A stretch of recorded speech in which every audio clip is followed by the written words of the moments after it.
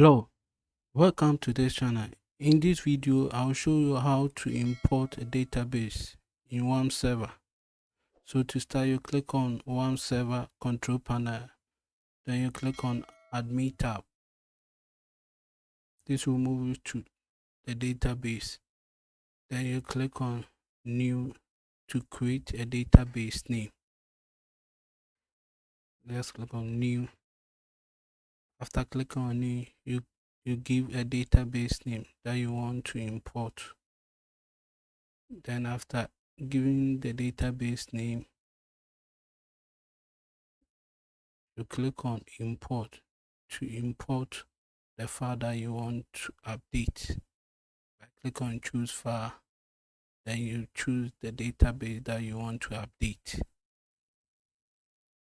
Now I've choose the database I want to update and click go to update the database. Thank you for watching this video. Please kindly subscribe to this channel to receive updates by clicking the bell icon.